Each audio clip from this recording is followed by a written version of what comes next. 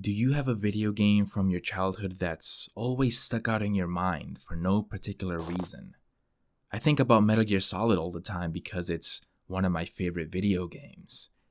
Neversoft Spider-Man is a video game based on my favorite superhero, and one I played every day for a whole summer. But what is it about this game called Shadow Man that makes it creep into my brain time and time again? I never beat it, I never owned it. I played it once for maybe 20 minutes at most during a sleepover at my cousin's house. Yet, images from this game will periodically pop into my mind ever since that first interaction with it. It's safe to say that Shadow Man left an impression on me. And that's only with playing the intro level. The lush Louisiana swamps, the ambience, the unusual player character. The game creeped me out, which I suppose explains why it stuck with me over 2 decades later, despite spending very little time with it.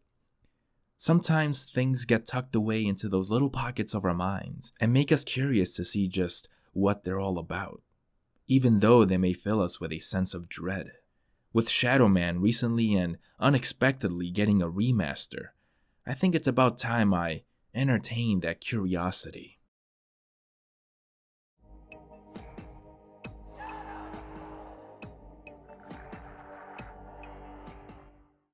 Shadow Man is a comic book series under the Valiant Comics banner. Published in 1992, the books follow Jack Boniface, the Shadow Man of his time, in a long lineage of warriors to bear the title.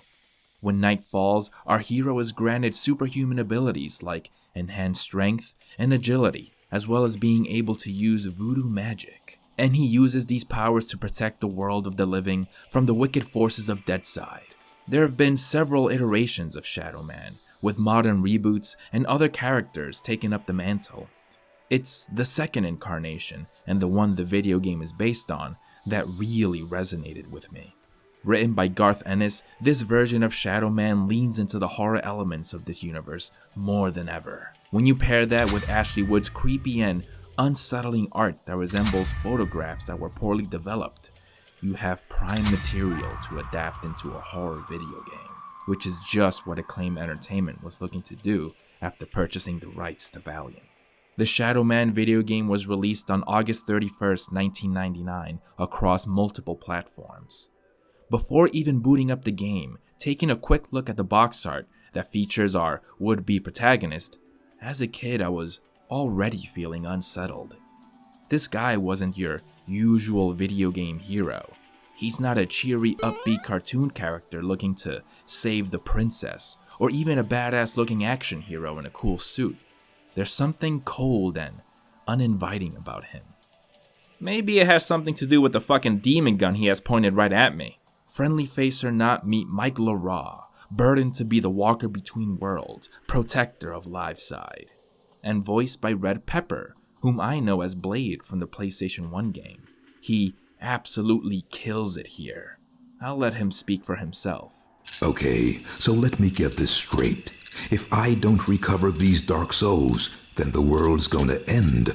Am I right? You got it. Shit. While Mike LaRaw may seem like a typical stoic tough guy at first glance, spend enough time with him and you'll discover that he has plenty of personality, showing moments of vulnerability and passion for his loved ones, as well as having a sense of humor. But by far, my favorite moments are when Pepper delivers these poetic and intense monologues that perfectly set up the hellscape you'll be exploring. What sleep is here? What dreams there are in the unctuous coilings of the snake's mortal shuffling? Weapon in my hand, the arcing death blow at the end of all things. The horror, I embrace it. Welcome to Deadside. I hope you enjoy your stay. It's gonna be a lengthy one. This nightmarish realm of ghouls and winged abominations acts as the central hub you'll familiarize yourself with across your journey. It's an overwhelming, expansive labyrinth that's easy to get lost in, and believe me, you will get lost. This is what I would call Shadow Man's core gameplay loop, exploration, backtracking, and unraveling the convoluted maze that is Deadside. Not unlike the popular genre of the Metroidvania that has taken the indie space by storm, Shadow Man teases the player with gateways, platforms, and obstacles that are impenetrable at the beginning of the game. And it's only through obtaining power-ups such as the ability to walk on lava or to climb cascading waterfalls of blood that'll grant the player access to these areas. I went for hours without finding any of these upgrades. Most of my time was spent running in circles and aimlessly wandering around hoping that I was heading in the right direction. It's easy to get frustrated with Shadow Man. There is very little guidance in this game. Most of the games in this genre offer a map in some way, shape, or form. Here, you're shit out of luck. Well, unless you own an original physical copy from back in the day. Otherwise, you only have your wits about you. I banged my head against the wall plenty of times throughout my playthrough, driven to the point of damn near quitting. But Shadow Man invaded my mind, even when I was away from the controller, as I would do daily mundane activities like washing the dishes or commuting to work. I wanted to figure out what I was missing. There's something enthralling about the world Shadow Man throws you in, and its lack of instructions. Sure, you know what your goal is, and talking to NPCs like Mama Nettie and Jaunty can offer some hints at your next step, but even then, they're very reserved. Games today more often don't take these kinds of risks that may cause the player to become frustrated. Instead, they'll opt in for systems that funnel the player in the direction of the finish line. Things like objective markers, a quest log, or even a literal breadcrumb that leads you to your next goal. When was the last time you found yourself drawing a map to help you in a video game? Like in the real world, on a notebook or piece of paper, with notes reminding you, hey, I need to come back here once I have the key to this locked door. It may sound silly to go to such lengths to figure out a video game, but there's something so rewarding about having such a hands-on involvement that goes past the borders of your television to help you figure out just where the hell do I go next. It feels so much more personal. A term I hear often in video game reviews is quality of life improvement.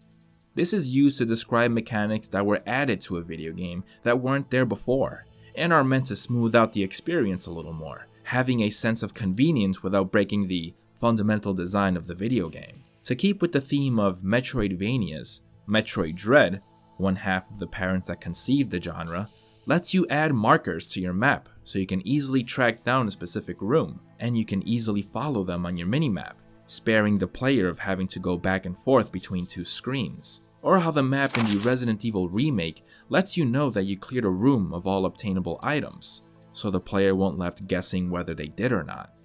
These small additions go a long way in giving the player a helping hand, while not feeling like they're necessarily attaching training wheels to the experience.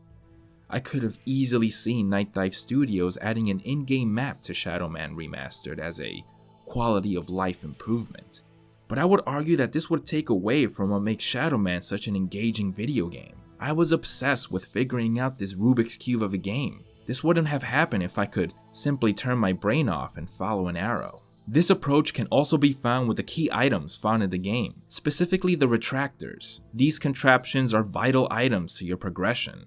You can totally miss that if you're not paying attention. At first, I thought I had picked up a new weapon, and I couldn't figure out how to use it. So again, I ran in circles not knowing I was holding the literal key to my progression. Like many games today, you might expect the player character to prompt us with some dialogue, cluing us to the solution, or an item description underneath the retractor detailing its purpose. None of that is here. Instead, Shadow Man uses a contextual journal, handwritten, or at least font to make it look like it was handwritten, and art that should trigger something in your mind. Wait a minute, I've seen one of those guys before, and it looks like the retractor is used to, well, retract their fucking ribs, and this procedure allows us to use these grossly mutilated bodies as a portal to life side. More importantly, the location of one of the five.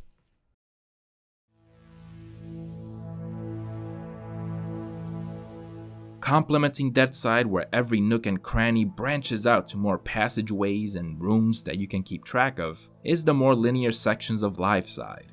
But don't be fooled. You won't exactly be following a single hallway. There is still some room left for exploration and even a bit of backtracking as you solve environmental puzzles. Just not on the scale found in Deadside. And because of that, these levels are refreshing and a nice change of pace. Some of these are almost devoid of any enemies for most of the level, giving them a slower feel that lets you soak in the atmosphere. My favorite one of these has to be Morden Street, where you go through an abandoned apartment complex with no one around except the tortured bodies beyond recognition, and the man responsible for them. Each of these locations houses one of the five, a group of infamous serial killers led by a mysterious man calling himself Legion, for we are many. These bloodthirsty murderers are capable of harnessing the power of the dark souls, granting their otherwise perishable human bodies immortality. And with this power, they will aid Legion with bringing the end of all things. But as the immortal voodoo warrior, we intervene in what quite frankly are underwhelming boss fights. This is without a doubt Shadow Man's weakest aspect. These boss fights don't require much beyond simply circle strafing around your foe and unleashing whatever firepower you're holding in your infinitely deep gene pockets. Which is a shame, because all of these cold-hearted killers have very different personalities and techniques in how they carry out their prey's undoing. This might be attributed to my profound gamer skills, but none of these boss fights lasted past a minute. One might say, I am the Shadow Man.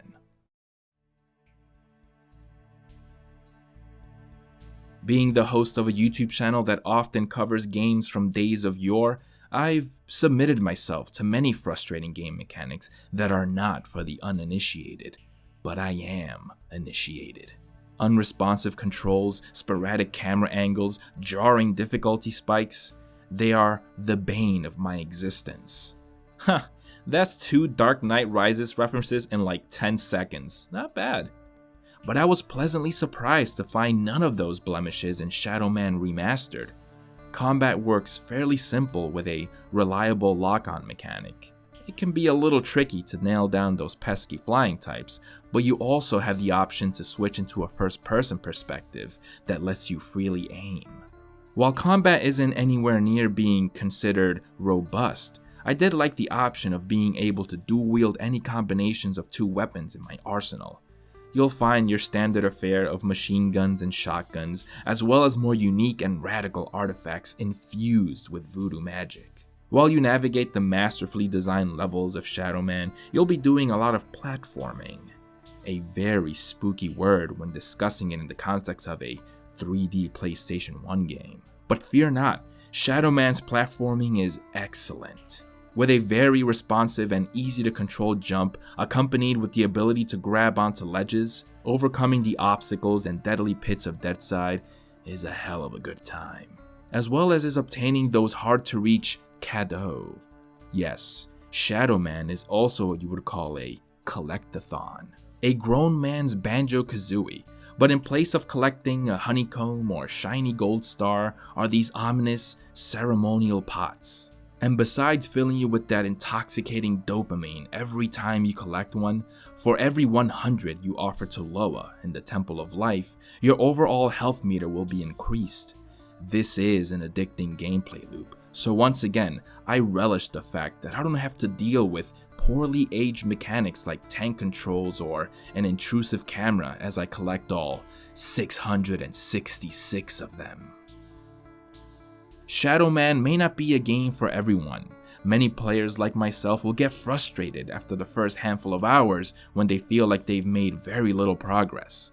You will be nauseated after circling the same hallway, asylum, cave, temple, in what feels like an endless purgatory. But heed my words. Come prepared and trust yourself. This game will do you no favors, no guides, no blatant trails traced out for you. Map out your journey. Get lost in the shadows, man. That or just read a fucking walkthrough, I don't know. Hey everyone, thank you for watching my video on Shadow Man, a comic book game that I think deserves a little more attention. We're quick to jump to the Spider-Mans and Batmans, but I think Shadow Man is smarter than it gets credit for. It's really ballsy with its design, where most comic book games are a simple beat 'em up or platformer. Shadow Man is a little more than that, and it makes for a really memorable experience. So give it a shot if you want something different. Like I said, fair warning, document your journey through Deadside because it is a labyrinth. As you can tell by the spooky vibes of this video, this was meant to be my Halloween video, but alas, procrastination claims my mortal soul once again. But I do have more coming. Constantine is my next video I have planned, so look forward to that. Subscribe and ring the bell to be notified of when that goes live. As always, thanks for watching, and I'll see you guys next time.